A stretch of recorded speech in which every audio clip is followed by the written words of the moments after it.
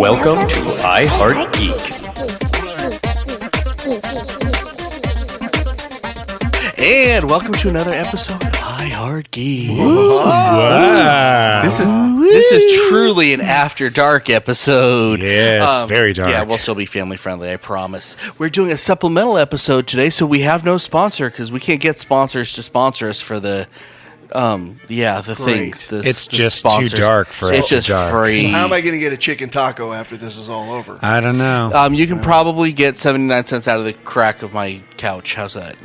Aren't you glad I finished that with couch? Sounds just delicious. Thank you, Dub. Well, starting with I'm Dub, and starting with to the right of me, we have my good buddy PB&Jason. How are you doing, bud? I'm doing very well this evening. How are you? I'm tired. Why possibly would you be tired? I know, first show of the night. First show of the night, exactly. Yeah, sure. Do you realize how much lying you're doing right now? Yeah. He knows. He's aware. And to the other side of the table, we have my good buddy Kaj. How you doing? Greetings and salutations, my dark geek friends. Oh, dark geek friends. This starting to be really creepy, but it kind of works because we are discussing Alan Moore's seminal genius piece of journalism we call Batman the Killing Joke. The Killing Joke. Beautiful. Perhaps argued by many to be the greatest Batman story ever told. Yeah. Would you agree? Disagree? I would say, along with Frank Miller's Dark Knight Returns, one of the two. Definitely the top three. Probably even in the top two. Yep. Yeah, no. What I find interesting about this book. Okay, before we start, spoilers. If you haven't read this book, immediately turn this podcast off because we're going to go right into the spoilers. Go watch the movie, read the book. You will not be sorry that you did. Read the book. It takes, about 20 minutes. Yeah, it's literally pretty short. It was, I think, 2 comics worth. Right. Get the book. So, okay, is anybody that doesn't want to be spoiled gone? Okay, you're gone. Okay, what I love about this is how differently the people read this book. Because we're going to go right to the end right now. We were discussing this book beforehand, and we all have a different interpretation of what really happened at the end.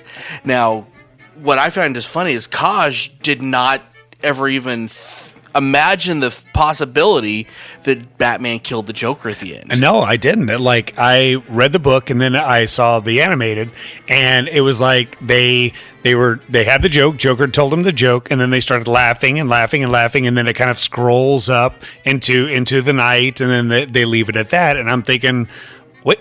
So did he arrest him? Did he put him in? Did he let him go because he actually made him laugh? I don't understand that. I wanted to be like, let's take you to jail. All right. And then they go off into the sunset. Very different take on it, yeah. I think. Yeah, that is different. You're wrong. I'm sorry. Yeah. Oh boy. Sorry. That's close. Despite what some have said, even Alan Moore himself saying that he didn't kill him, I always interpreted it as he did kill him, and then he let the train hit him because he's so guilty for actually finally crossing that line that it was both the end of the Batman and the Joker. Oh, wow. I never even took that one. Oh. Wow. I just took that he killed him and said, well, because, I mean... But seriously, how could Batman, if we're going with that Batman, this the we're linked, our whole, psyches are linked, and you're the dark half of me, and I need you, and you need me, and we're together. How could Batman go on after committing that act? Well, I think that he realized that he can't go on with Joker living, period. Because, they have the conversation earlier. He goes, I want to save you, because if I don't save you, one of us is going to kill the other. Right. So that's his redemption, is by killing him. Because basically, by not killing him earlier, he let what happened to Barbara happen. He let the rape and the horrible things that happened to Commissioner Gordon happen. That's his fault because he never killed him. Right. And I think that the guilt of that plus doing the act, he stood there and let that train hit him. I don't think... I don't see that, but that's me. But that's what I love about this. Do you think this. Did they both get hit by the train? Well, yeah, they were standing on the. Well, you said he let Batman. Batman let he. I think he broke his neck and held him there, and then the train hit him both. Okay. Yeah. I don't buy the train part, but I do buy that he killed. But I say everyone reads this differently. But then again, there have been many, including, I believe, Alan Moore, who said he didn't do it. But to me, that is so anticlimactic. Because what's the point? Well, if you consider, though, that this was the creation of Oracle, and Oracle is paralyzed in canon. But this wasn't supposed to be canon when it was written. But it's become canon. Yeah. So some parts. The only reason that Oracle is paralyzed is because of this. This is what happened in canon. Okay. So that gets kind of into some oddness. Now, I mean, let's talk about the movie for a second. The movie did everything wrong before the actual story starts. Everything is wrong with that. Yes. And we'll get into that in a minute. But the one thing they did do right was the end of it, because the showing Oracle going into the room and being, or Barbara being Oracle. It's not Becoming in the right. book, Yeah. but That was cool. that was such a fantastic scene. It was. And in the movie, I've only seen it once, and it was about a couple months ago. I don't think they were on the train tracks. They weren't. They were So on there- the top there of a is building or another- something, right? No, they were They just were on the street. out the window. They had gone out the window, hadn't they? I thought they were just on the street. Could be. Yeah. But yeah, so the whole train scenario is not present in the movie. And that might be another part of why I don't register as the train being even an issue. Now let's talk about everything that they did wrong with the movie. Now, once it hits to where the actual book starts, it is shot for shot, and I think it's about perfect. I really do. I agree. Love hearing Mark Hamill say those lines. And Kevin Conroy, just Conroy. both It of them was having a perfect. Although, conversation. to Yeah. be honest, as much as I do love Conroy, I thought it was a little flat in the movie, where Mark Hamill was perfect. I thought Conroy came off just a little flat in his Batman lines. But that might be because the Batman lines, there aren't really that many, No. right? And it's all about the Joker trying to torture Gordon. Yeah. And the stuff that with Hamill when he was playing Joker before he was Joker, that's not even recognizable as Hamill. I know, right? He did Yeah. such a good job at that. Yeah, he did. But let's talk about how bad it was before, because as we just discussed, this is only 2 comic books worth of a story, And you need That a little is- bit more for a movie. You can't even make a 30-minute movie, or you can make probably a 30-minute movie with that, and that was an hour. Yeah, probably a little over an A hour. little over an hour. Yeah. Now, so they made this horrible Batman sleeps with Batgirl. I wouldn't say it's that. I would that say I would. that scene. Yes, but That was like watching old people have sex. It was terrible. Well, it totally took him from the role that he should have been, which was mentor, father role. What he is. And yeah, that was really weird. And you have to think about this. At that point, she was still having sex with Dick. Well, you mean Richard? Richard. Okay. Yeah, you know what I'm talking about. Yeah, to make that dirty. Both in that case. Yeah, that's Right. just icky. Yeah. That's like his son. But she wasn't, though, in this story. But Again, it's Elseworlds. well, this if was- it was Elseworlds, was Robin was Dick even in the scenario? I don't was think so. like don't know. she was basically Robin in this scenario, and Dick Grayson wasn't No, even around. wait. oh, second. wow. Wait a minute. You just made it dark. Wait a minute. I know where Jason went with I that. can't even believe, and I don't go to the dirty-minded place that easily. That was just a perfect setup. Gosh, thank you. I agree that scene was disgusting. Like I actually went because It was disturbing. well they had it in the movie theater because they said like before the Yeah. DVD came out or before the Blu-ray came out they were going to have it in theaters, and the place was packed, everybody was having a great time with it, and then that scene came on and literally you can hear the air just getting sucked out of the room, like what's Yeah, going exactly. what's going on that here? kind of moment. It was a total like, wait a second. Like this is your best friend's daughter. This is your mentor. Like you're kind of a father figure, and now Yeah. you're taking it. I It can wasn't understand- okay. And then he was avoiding her calls. Right? Oh, yeah. right. Like a Like I can freshman see. and Yeah, like he's college. ghosting her. Really? Right. I can see Barbara getting into that heat of the moment of the act, and like But I can't see like Bruce. her kissing him was fine. It was when Batman grabbed her. I was like, No. okay, this is getting weird. But now No, even her stop kissing that. him No. wasn't fine. No. Well, like her doing it to him, I could see like that it, doesn't in a- bother me as much as him kissing her back. Like, 'cause Bruce of doesn't admiration. lose control. Yeah. Right, Period. generally. And then all of a sudden, like he's grabbing onto her backside, she's taking off her shirt. I'm like, no. No. Okay, but you guys. Okay, so do you guys know kind of what the thinking was in why that came to be? Let's try to make it a. Drugs. Yeah, we can make this a PG-13 to R. Let's do it. No, the problem is that they were trying to modernize the story so Batgirl would not be a woman in the refrigerator. Do you guys know that term? I am aware, but why don't you go ahead and So, well, I'll be the newbie on this one. What? Okay, it's a term coined by Gail Simone. Gail Simone, and it's based on a Green Lantern story. Kyle Rayner, Kyle Rayner finding his dead girlfriend in the refrigerator, and the story then that pushing his whole motivation for the plot. Mm-hmm. So the criticism, and it's a modern feminist trope. The criticism is that these female characters are being used to just further the man's story.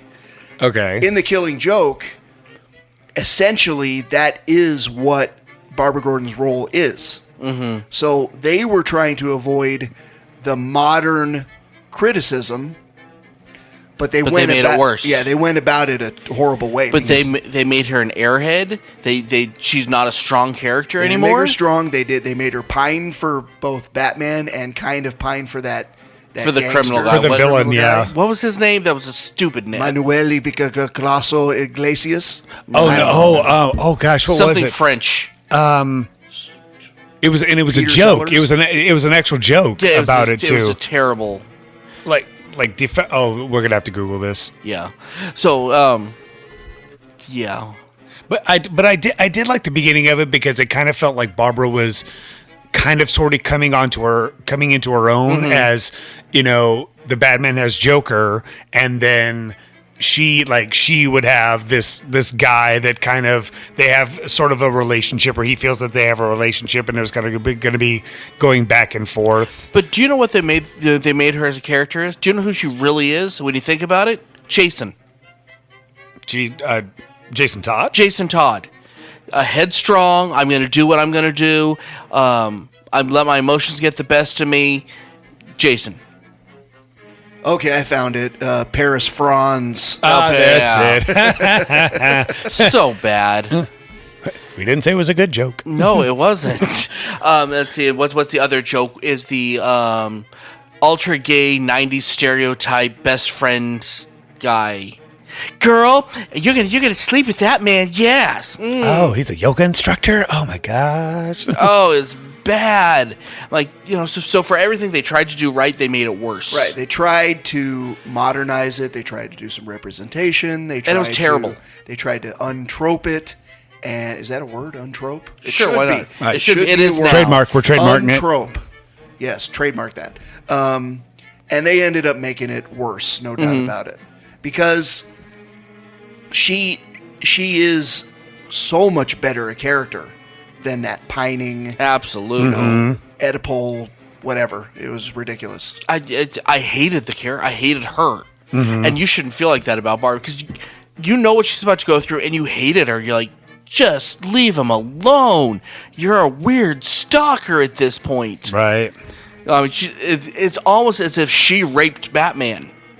Yeah. Wow. It kind of. That's about where it went. You know what? I honestly think that's why they decided to show him take her in his arms because, I mean, they dug such a hole. But imagine that scene if he wouldn't have. Oh, God. Then she would have actually been raping him. Right. It would have been definitely awkward. And well, it was awkward. Where can you go? Well, where could you go from there per se? Well, I'm Batman, and I'm not responsible for my actions. I'm big dumb man. Oh, she showed me boobs. I have to do this. I mean, come on. That's about where they landed on that. So it's kind of sad. I mean, I think to myself, did they go and consult someone like Gail Simone, who would be their peer, or go just consult any female in the comic business and go, hey, here's this idea. We're going to make her not a woman in the refrigerator, and here's how we want to do it. You think that anybody would have been like, Yeah. Or did it look good on paper? It might have. It might have. I can't say it didn't. I don't know what they were thinking. Maybe the execution was just wrong. I would. I mean, just give them the benefit of the doubt. I'm pretty sure that their intentions were. I don't think that they were trying to go over the top of it. I think it was great on paper, but at the execution of it, it just didn't work. They wanted this movie to be made so bad. I mean, Conroy and Hamill had retired before this, and they said, we're coming back for this. Yeah, they said the only way that they would come back is with this. Yeah, I also heard that Brian Azzarello, is that how you say his name? That he who wrote this and wrote the new part got pissed, like publicly, and was throwing F-bombs at like people that were criticizing him about the Batgirl changes. Really? Yeah. Oh, they started trolling him, and he did not take it lightly. No, it was like, I think at a Comic-Con. Oh, wow! He was on a panel, and but you can't blame him. And they were getting on him, and he was F-bombing the hecklers, as it were. Wow. I hate hearing that.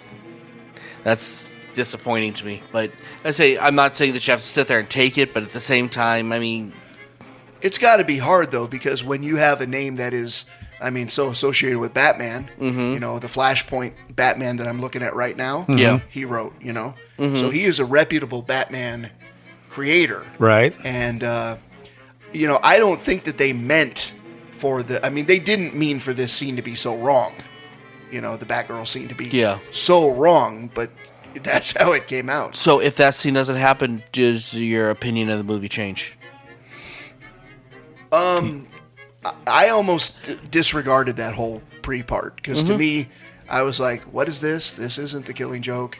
And I watched it, and I was like, just kind of had my lip kind of curled, and I'm like, this is stupid. And then The Killing Joke started, and I'm like, oh, okay, now I'm interested. I would have liked it better if they just didn't have the whole sex scene. If she would have kissed him, and then he would have pulled away and been like she just destroyed. Then she pulls the ghosting routine. But Batman's a jerk for this. It's almost like she just destroyed the mentorship. Like she made it personal between him and her, and that would have made more sense. Yeah, and then it's like, okay, well, you're off the case now, because you're getting emotions. Now you're getting personal about this, and I cannot work with somebody that is fueled with emotions. Except and then even that would have pissed off a lot of people. That would have pissed off people, but not to the extent. The sex part just really was uncomfortable. Like I didn't want to think about Barbara and him doing that. That's weird. It's as gross as the thought of you walking in on your parents. Yeah, to a certain extent. I mean, your parents do that. It doesn't matter. But the thought is you don't want to walk in and ever see that. And that's what it felt like. And not only did you walk in, you left the door open and took a seat to watch. That's what that scene was. Now I'm all creeped out. Thanks a lot, Dub. I appreciate it. I'm calling my parents after this. I'm sorry. Well, we probably shouldn't call right now, because they're probably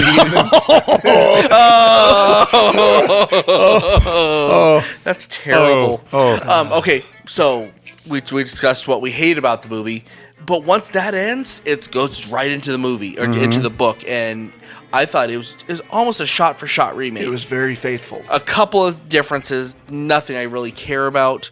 I'll tell you, the creepiest part of that movie was the end, like we've already been discussing, but just you hear the laugh, they're both laughing, and then you hear Bruce laughing, and then you hear nothing, and you hear the rain fall, and there's no music, it's just the names come up on screen, and you're just like, I have goosebumps. This is Yep, because he killed the Joker and then he went late on the train track. There's no train track. Then he went back and called Barbara afterwards and said, "I loved you." Oh, I got the Bat wheelchair with the got Bat Joker repellent. Again, that's so bad. To be serious for a moment, his relationship with Jim Gordon wouldn't have allowed him do that. No, because he had to look at her like a daughter. Absolutely. Yeah. And if that did happen and he looked at her like a daughter, what's that say about Batman? Well, it would say he was a pedophile. Yeah. Well, I mean, whether you're over the age of 18 or not, if you look at that person as your daughter and suddenly you do that, that says bad things about you. And that says bad things about everybody that's ever believed in Batman. Yeah. That's why I completely. hated the Yeah. scene. Yeah. Yeah, they just didn't know what they were getting into. I really don't think so. So how old were you when you read the book, and what kind of influence did it have on you? I was 26 or 27, and it didn't really have any influence on me. I mean, it was a good Batman story. Mm-hmm. That's pretty much what I thought about it at the time. I came to appreciate it later, as I probably after I read, because I read this one before The Dark Knight Returns. When I read The Dark Knight Returns and looked and started studying a little bit about Neil Adams' change to Batman, the darker Batman, I came back and I appreciated this book a bit more, because this is one of those books that's the whole evolution toward the now extremely popular Dark Batman. Oh, this is the Dark Batman. Yeah. Well, it's the Dark Joker anyway, because it's more of a joke. It's always been more of a Joker story than. And it was also very defining of that character, because he had killed before, but I think this was the book that truly made him a monster as far as a villain goes. That's fair enough. Well, what about you, Kosh? I didn't get into it until probably later, probably about 2002, 2003. And this book had been out since 1988, so I didn't really get into it. I think a friend of mine lent it to me, and I read it. And yeah, I agree that that's there. Whatever you could say about the Joker, even with the animated series and with the 66 legends of it, I mean, he really never crossed that line. And then this time it got super personal, and he didn't even have to go after Batman. He went after his friends. He went after his family that he cares about. And just the fact that when I was going through like character school, that a villain is not a villain. A villain is just somebody that disagrees with you and has a different opinion. And with him being just one bad day, it just took one bad stream of events. I was going to say that famous line of all it takes is one bad day, that defined the Joker from this moment on. Yeah. After this book on, that whole one bad day. And if Batman were to have that one bad day, he might be in white and laughing and shooting somebody. Exactly. Like it could be the same exact path that he took. So what's the most disturbing part of this? To me, honestly, it is the first time I can remember reading in comics. I mean, I was 17, 16, I think, when I read this the first time. Just the amount of... It never said rape, but it definitely implied it. And it was just so icky. I'm like... It's the first time a comic made me feel bad. And you didn't realize it until you saw Gordon in the roller coaster, and they were showing the images of what transpired, and then you see those images. And you're sure that he got raped as well. I mean, it's like, oh, this is terrible. The heart. When I read it as when I wasn't a dad, it didn't affect me as much as now. Oh, yeah, now it's definitely that I'm a dad, deeper and I than think about the Gordon parts now. And again, I've said this before about the Joker. This is a character that really shouldn't still be alive in Batman continuity. I mean, I know why he is. He's popular. But all the crap that the Joker did to Commissioner Gordon, and beyond this, you know what he did to his wife. You know? Do you guys know that? Do you guys know that story? I do not. What did he do? Quick paraphrase.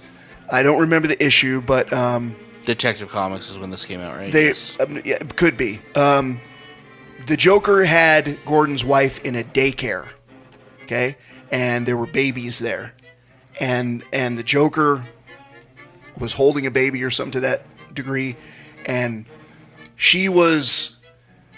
It's like she had the upper hand on him, but he threw the baby, and she caught it, and that's when he was able to get his gun on her and shot her in the head right there in the daycare. Wow. And did it, and then the whole thing that's odd about that is he did it, and he didn't laugh. He thought, this wasn't funny, and he called and turned himself in, and Gordon blew out his kneecaps, but didn't kill him. Wow. Yeah. So was this before Little Jim Jr. went absolutely nuts? I don't know. Yeah. I don't know where. Yeah, I don't know where exactly in continuity this fits. Okay, I need to find that because that's actually an interesting reading.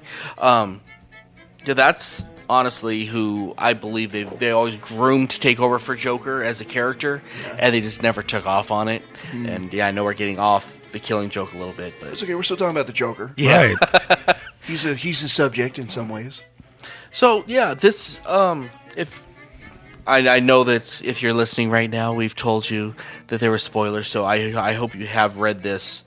It's a masterpiece. It's 10 minutes out of your life, And it will Maybe impact 20. you. It'll impact you so much. not just necessarily in a reading good it. way, and not necessarily in a bad way. Right. But it definitely makes you think about things. It's a seminal Batman story. If you like Batman, if you're getting into Batman and you want to see, how do I define the Batman? How do I define the Joker? This is one of the seminal stories for you to be able to do that. But can I be honest with you? I think this is the point that I don't think Batman should ever go darker than this, and I think that's kind of the problem with Batman recently. I think this is as dark as he should ever go. Not Joker, Batman himself. I think this is that point that it's like he's on the edge, but I think right now he's so far over the edge. But I think this book is really where it ends to me. Well, they should evolve the Batman away from, I said this in another Yes. show, in one of the last shows, evolve him away from the Alan Moore, Frank Miller Batman into the Paul Dini. Yeah, not Batman. and not the '66 Batman, because those days are gone. Right. But yeah, I'd say this came out actually. I don't know if you realize this. This came out the year before the Batman movie came out. 1988. Yep, I 1988. graduated high school. So, being that we were all watching this, we just did on Batman '89. I was 12. How much? I wonder how much this character did affect the Nicholson portrayal. Well, it had to a little bit. I would say because when you much. look at it, you think about it like I can see it. Oh, very much. The hat. I can see that, yeah. The hat. He had the total. Yeah, totally. The pictures. I'm thinking about this right now. The combination of Dark Knight Returns and this were the biggest Burton influences on certainly the look. Batman. Wait. Burton read a comic book. Well, Jerk. Nicholson read Maybe- the comic books. Burton probably did not. Maybe that's why. Because Burton read this book, so maybe that's why he let Joker die at the end. Possibly. Maybe. Interesting. Yeah. Well, even just looking at the front page there where Joker's like got the camera taking the picture, that smile looks very much like what Nicholson did in a couple of the scenes in Batman. So I'm wondering, was this, well, at least for the artist rendition of it, I wonder that's why they put the plastic implants in there I to can make see him that, smile actually. bigger. Burton did let his Batman kill too, which the whole controversy of did he kill the Joker? So, okay, and I'm not talking about canon. I'm not talking about what actually happened. Honestly, let's take this down. What do you think happened at the end? Now, we've had some discussion with Kaj, so I don't know if his opinions changed. I don't know if Jason's opinions changed, but I'm very much, I believe that Batman killed the Joker. Now just getting into it, I mean the G-rated version of that would be that he just had a good laugh, arrested him, brought him to jail. Next episode, But thinking about it, I think they both died. I think they both, Okay. In this aspect, they're almost one and the same person. They're the light and the dark side of the persona, and they both at the very end the light went out, so they both died. Like this would be the end of Batman. Period. There's no more Batman. There's no more Joker. Period. Okay, so I'm gonna make a variation of this question for you, Jason. What do you want to have happened at the end? I would have liked to have actually seen kind of what happened in Hush. I don't know if you guys have read the Hush storyline, Absolutely have. where Batman was going to kill the Joker. He had him on the concrete. He was deciding whether or not he should choke him, break his neck, bash his head in the concrete, rip his spine out. He was kind of contemplating. Gordon went up to him with the gun, put the gun to the back of Batman's head, and reminded him of this. Reminded him of everything the Joker did to me, and I haven't crossed that line. I'm not going to let you cross that line. I would have liked to have seen in this story Batman just about be ready to kill him and have Gordon stop him from doing it. So in your dream world, that's because he tried to do it kind of with the dialogue leading up to the final confrontation. But I would have liked to have seen that last moment where he's like, don't cross that line. You cross that line, you let him win. Yeah. Good call. Okay, I think that's a show. This was a heck of a stuff. Went deep. This is deep and real dark. deep, really It's a fast. deep story. So, highly recommended. I give the movie 1 star. I give the book 5. I'll be generous with the movie. I'll give it 3. Okay. I enjoyed it, but 5 for the book, definitely. I really like the story. I'm not in love with the story. I never really have been completely in love with the story. 3s for both the movies. Wow. I think, yeah. Okay. So yeah, since Jason's wrong, we'll end it at that. Oh man, Kaj, why don't you tell us where people can get a hold of you, sir? You know what? I'm just going to forget about Twitter. I'm not going on Twitter anymore. So if you go on Facebook, you can find me at IHeartGeek_Kaj. I'm basically like the curator for the Facebook page. I put posts up there all the time. So if you want to drop a line to me, do so, and I'll say hi back. the curator of the You're Facebook page. really? So you sweep it up after everybody leaves? And, I do. and maintain and I shine do. the glass? And, Yes. Okay. I'm the janitor of the Facebook page. Nice. All right. Well, I'm the delivery boy to the Facebook page. I bring it coffee and snacks, and that's where you can find me on the iHeartGeek Facebook page. If you want to find me on Twitter, I am at PB_and_Jason. Nice. And I guess I'm the taskmaster of the Facebook page. I guess. If you want to get a hold of me on Twitter, you can go to @ComicNotGeek. If you want to get a hold of the show Twitter, which is also me, you can get a hold of it at iHeartGeekShow. Woo! Yeah. He's I'm getting happy so when I much get better that. at that every I'm episode. trying Nice. anyway. We've got cards. I hope you enjoyed our supplemental. I hope you got one of our new cards and are giving it to friends and are telling people about the show. We appreciate everything you guys do and for spending your time listening to us. We really appreciate it. It means the world to us. Yes, it does. Thank you for that. And until next time, I'm Dub. I'm Kaj. I'm PB&Jason. Keep on geeking on. You've been listening to iHeartGeek. Our Twitter account is @iHeartGeekShow. Hope you enjoyed the show.